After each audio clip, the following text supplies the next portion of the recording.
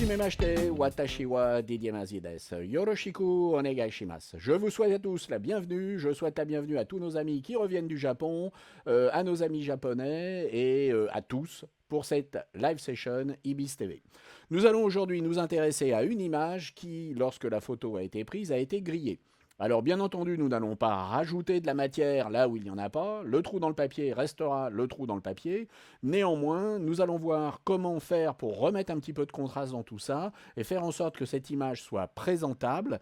Et nous allons le faire de façon non conventionnelle, c'est-à-dire que nous n'allons pas utiliser les réglages, mais nous allons essentiellement utiliser les filtres et les objets dynamiques, c'est-à-dire des calques qui auront été optimisés pour les filtres.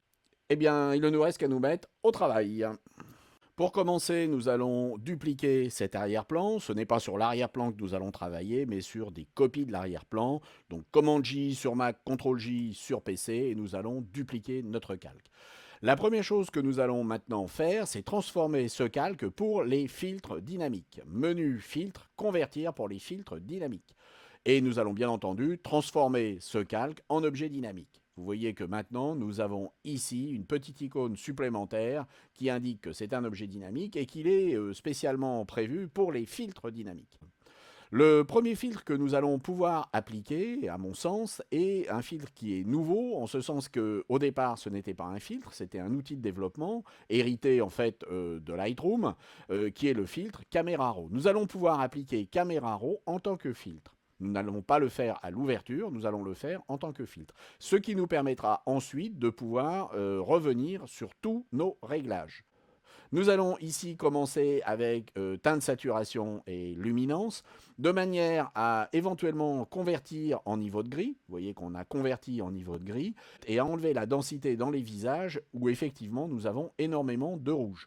Donc vous voyez qu'ici je vais éclaircir les visages. Je n'éclaircis pas forcément le reste, mais les visages sont éclaircis. Par contre, tout ce qui va être vert, turquoise, bleu, violet et magenta, eh bien je peux augmenter cela sans densifier les visages. Et je vais faire OK. J'ai donc mon image originale et devant, j'ai un calque qui, avec ses filtres, est en niveau de gris. Et je vais maintenant jouer ici sur le mode de fusion. Ici, je vais aller sur un mode de fusion de type incrustation, où ici, nous allons avoir un calcul entre les différents pixels dans lesquels nous n'allons pas rentrer, mais vous voyez que nous avons récupéré de la densité. Nous avons notamment récupéré de la couleur dans la mer. Si on supprime et si on rajoute le filtre, vous voyez la différence. On a supprimé l'effet qui était un effet de halo très très moche dans le ciel. Alors évidemment, le ciel est vidé, mais c'est normal. Et nous avons une image qui est beaucoup plus homogène. D'autre part, le contraste ne s'est pas fait au détriment des visages qui ne sont pas, entre guillemets, embourbés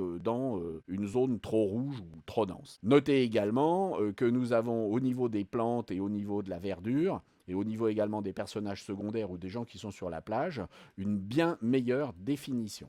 Nous pouvons renforcer encore le contraste, on pourrait transformer cet arrière-plan en calque, on fait un double clic et puis on transforme cet arrière-plan en calque. On va prendre tout ce que nous avons fait, et sur tout ce que nous avons fait, nous allons ici fusionner ces calques, mais les fusionner avec la touche Alt, c'est-à-dire fusionner le résultat de ces calques. Ces calques existent toujours et nous avons ici fusionné ce résultat. Sur ce résultat fusionné, nous allons faire la même chose. Nous allons convertir pour les filtres dynamiques. Nous allons maintenant avoir un objet dynamique. Cet objet dynamique, nous allons pouvoir lui appliquer un filtre intéressant, après bien entendu l'avoir passé en noir et blanc. Donc nous allons ici pouvoir par exemple aller sur le filtre Camera Raw pour transformer avec Camera Raw en niveau de gris ce que nous voulons faire, de la même façon que nous l'avions fait en nettoyant un petit peu tout ce qui était rouge. Et puis nous allons appliquer un autre filtre très intéressant qui est dans les divers et qui s'appelle le filtre de passe-haut. Avec ce filtre de passe-haut, vous voyez que nous allons intervenir que sur des contours. Alors bien entendu, c'est quelque chose qui peut se régler. Vous voyez qu'on peut aller sur des choses qui sont beaucoup plus précises ou des choses qui sont beaucoup plus limitées au contour. Nous allons nous limiter ici au contour, faire OK. Et avec ce filtre passe-haut, nous allons également nous mettre ici en mode incrustation. Et vous voyez que nous avons considérablement augmenté le contraste. Ici, nous avions notre première image avec les effets que nous avons travaillés précédemment. Et nous avons ici la somme de ce travail qui a été fusionné et puis qui est passé en niveau de grille via Camera Raw et avec le filtre passe-haut. L'intérêt de cette méthode, c'est que nous pouvons maintenant revenir sur le filtre passe-haut et faire absolument toutes les modifs que l'on veut. Vous voyez qu'au fur et à mesure, en temps réel, je vois ce que je fais. On peut également travailler sur l'opacité qui va d'une certaine manière atténuer les effets que nous avons mis en place, que ce soit au niveau des calques ou que ce soit également ici au niveau des filtres sur lesquels on va pouvoir même revenir par un clic où nous allons pouvoir jouer aussi sur l'opacité de chacun de ces filtres. Nous avons donc ici un travail qui va se faire sur la photo et que nous allons pouvoir customiser, personnaliser au maximum. Voilà, j'espère que cela vous a intéressé. C'est une méthode qui est différente des méthodes traditionnelles avec les réglages, courbes, niveaux, masques, etc. Ça ne veut pas dire que c'est la meilleure, mais elle est particulièrement adaptée pour les cas limites. On avait ici une photo qui était considérée comme perdue.